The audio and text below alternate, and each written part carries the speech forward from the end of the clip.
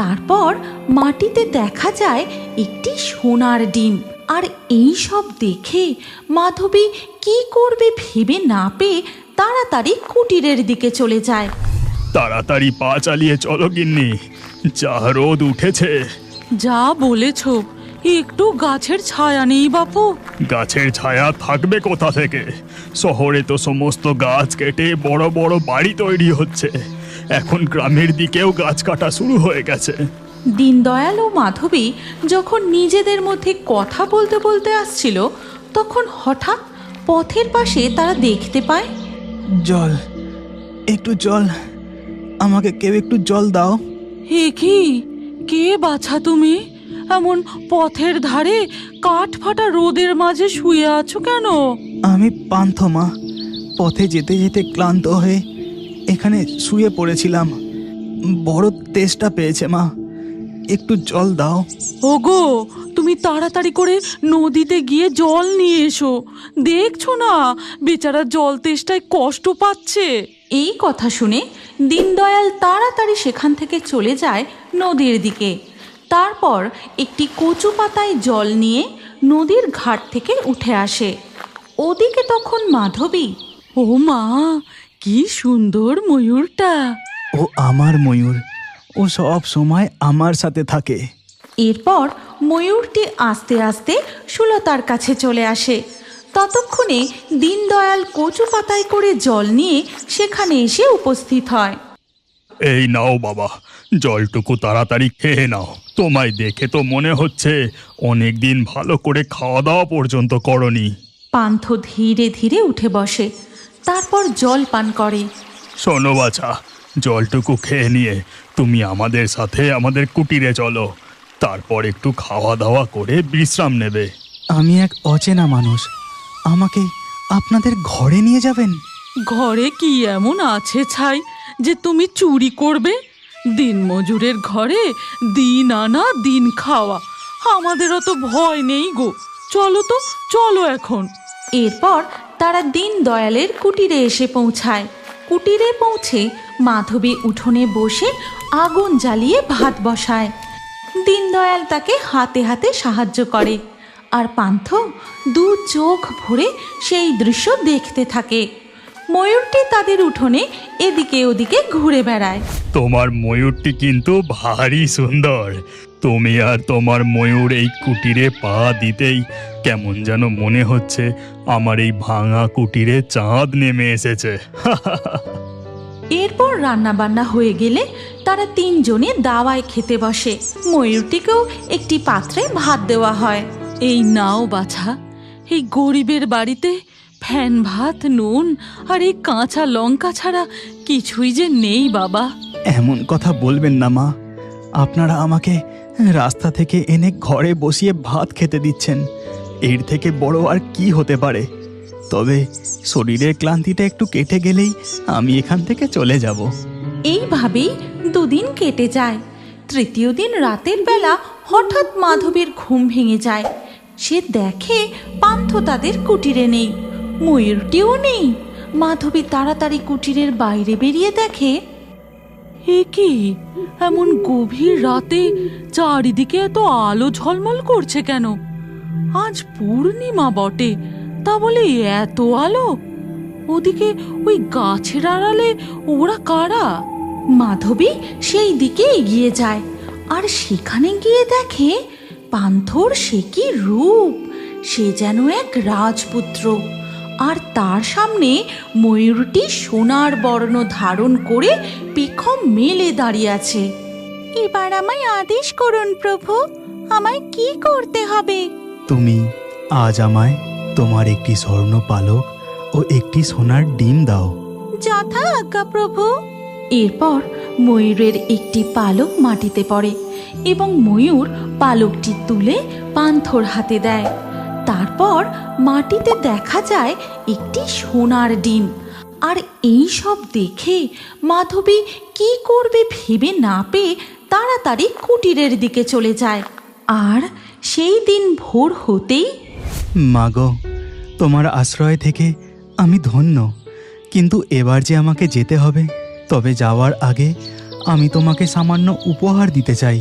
এই কথা বলে পান্থ সেই ময়ূরের পালক ও সোনার ডিম মাধবীর হাতে দেয়। না না না, কিছুতেই না, তোমাকে আমি কিছুতেই যেতে দেবো না। আমার নিজের সন্তান নেই, কিন্তু তুমি আসার পর আমার মন ভরে গেছে। তুমি চলে গেলে যে আমি খুব দুঃখ পাবো বাবা। হ্যাঁ বাবা, ও একদম ঠিক কথা বলেছে। তুমি আমাদের ছেড়ে যেও না। এই বৃদ্ধ বয়সে তোমার মতো এক পুত্র পেয়েছি, তুমি চলে গেলে যে। কিন্তু আমাকে যে যেতেই হবে। ঠিক আছে বাবা, সে যাবে ক্ষণ, তবে আর কটা দিন থেকে যাও। আচ্ছা বেশ, তবে আসছে পূর্ণিমার পরের দিনেই আমি চলে যাব। এখন যান, গিয়ে এই স্বর্ণ পালক ও ডিম বিক্রি করে আসুন। আশা করি এর বিনিময়ে আপনি ভালোই অর্থ পাবেন। তবে আমার কথা কাউকে জানাবেন না যেন। এই কথা শুনে দীনদয়াল সোনার পালক ও ডিম নিয়ে বাজারের দিকে চলে যায়। তারপরে এক সোনার দোকানে। কিরে দীনদয়াল, এমন সোনার জিনিস তুই পেলি কোথা থেকে? চুরি করলি না কি রে? না না না না না, কি যে বলেন বুদ্ধ শেঠ, এই বুড়ো বয়সে চুরি? আগে মাটি কুপোতে গিয়ে মাটির তলা থেকে পেয়েছি। বটে, এ তো দেখছি একেবারে খাঁটি জিনিস রে। ঠিক আছে, এর মূল্য বাবদ তুই এই টাকাটা নিয়ে যা।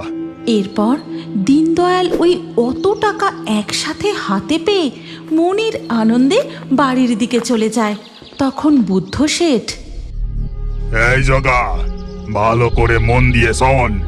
ওই দীনদয়ালের কথা আমার একটুও বিশ্বাস হয়নি।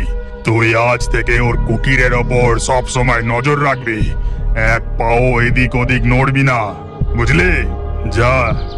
এদিকে দীনদয়াল বাড়ি ফিরে দেখে পান্থ উঠানে কাঁঠাল গাছের তলায় খাটিয়া পেতে শুয়ে ঘুমোচ্ছে। ময়ূরটিও সেখানে রয়েছে। তখন সে ঘরে ঢুকে বলে, গিন্নি, এই দেখো কত টাকা পেয়েছি ওই সোনার পালক আর ডিম বিক্রি করে। কিন্তু পান্থ এই সোনার ডিম আর পালক পেল কোথা থেকে, সেটাই বুঝতে পারছি না। এই কথা শুনে মাধবী সেই রাতের পুরো ঘটনা দীনদয়ালকে জানায়। বলো কে গিন্নি, তবে কি আমাদের ঘরে দেবতা এইছেন নাকি গো? আরে আসতে বলো, শুনতে পাবে যে। আমরা ওনার আসল রূপ জেনে গেছি, বুঝতে পারলে উনি যদি এখান থেকে চলে যান। গিন্নি, তুমি কিন্তু ওনার যত্নের কোনো ত্রুটি রেখো না যেন। আর এই সমস্ত কথা তাদের কুটিরের জানলার পাশে দাঁড়িয়ে দাঁড়িয়ে শুনতে থাকে জগা। তারপর সে সেখান থেকে চলে গিয়ে পৌঁছায়। কর্তা, সব রহস্য জানতে পেরে গেছি। বলিস কি এত তাড়াতাড়ি? বল তবে শুনি। এরপর জগা সমস্ত কথা বুদ্ধ শেঠকে জানায়। ঠিক আছে, তাহলে আগামী পূর্ণিমার রাতে তৈরি থাকিস। সমস্ত ব্যাপারটা ভালো করে দেখতে হবে। তবে তুই ওদের ওপর নজর রাখা বন্ধ করিস না যেন। ঠিক আছে কর্তা, তাহলে আমি এখন সেখানেই যাই। এইভাবেই পান্থ ও তার ময়ূরকে নিয়ে মাধবী ও দীনদয়ালের দিনগুলি বেশ ভালোই কাটতে থাকে। আর এদিকে জগা সারাক্ষণ তাদের উপর নজর রেখে চলে। অবশেষে পূর্ণিমার রাতে দীনদয়াল ও মাধবী যখন ঘুমোচ্ছে, তখন ধীরে ধীরে ঘর থেকে বেরিয়ে যায় পান্থ ও তার ময়ূর। আর ওদিকে ওই দেখ জগা, ময়ূর নিয়ে এই দিকেই আসছে, লুকিয়ে পড়। আর কিছুক্ষণ পরেই ঘটে সেই অপরূপ দৃশ্যের পুনরাবৃত্তি। জগা, তাড়াতাড়ি সোনার ময়ূরটাকে ধর আর সোনার পালকগুলো নিয়ে নে। সঙ্গে সঙ্গেই জগা বেরিয়ে ময়ূরটিকে ধরে ফেলে। তখন ময়ূরটি, প্রভু বাঁচান, বাঁচান প্রভু। তোমাদের এত বড় স্পর্ধা, এত লোভ, এর শাস্তি তোমাদের পেতেই হবে। তোমরা পরজন্মে মুরগি হয়ে জন্মাবে। মৃত্যু ভয়ে প্রতি মুহূর্তে তোমরা কাঁপবে। আর এই পাপের সমস্ত উপলব্ধি তোমাদের পরজন্মেও থাকবে। আর খুব শীঘ্রই তা ঘটবে। সেই সময় সেখানে দীনদয়াল ও মাধবী এসে উপস্থিত হয়। কিন্তু প্রভু, আমাদের কি হবে? আপনি কি আমাদের ছেড়ে চলে যাবেন? তোমাদের যত্নে আতিথেয়তায় আমি তুষ্ট। তাই তোমরা দুজনেই আমার সঙ্গে দেবলোকে যাবে। এই কথা বলার সাথে সাথেই পান্থ, ময়ূর, দীনদয়াল ও মাধবী একই সাথে সেখান থেকে অদৃশ্য হয়ে যায়। আর এদিকে তখন বুদ্ধ শেঠ ও জগা। এই জগা, হঠাৎ আমার বুকে এরকম ব্যথা হচ্ছে কেন রে? কর্তা, আমিও চোখে কিছু দেখতে পাচ্ছি না, আমার গোটা শরীর অবশ হয়ে আসছে। আর এইভাবেই তারা ধীরে ধীরে মৃত্যুর কোলে ঢলে পড়ে। আমি জানি আপনি এখনো বড় হয়ে কার্টুন দেখতে ভালোবাসেন। রাতে ঘুমানোর আগে এবং খেতে খেতে কার্টুন না দেখলে যেন মনই ভরে না। আপনি যদি সত্যি আমার মতো কার্টুন লাভার হয়ে থাকেন তাহলে এক্ষুনি এই কার্টুন চ্যানেলটি সাবস্ক্রাইব করে নিন আর ভিডিওটিও অবশ্যই লাইক করুন। আপনার স্ক্রিনের উপরে আসা পরবর্তী কার্টুন ভিডিওটিও দেখুন। দেরি কেন? ক্লিক করে ভিডিওটি চালিয়ে দেখুন।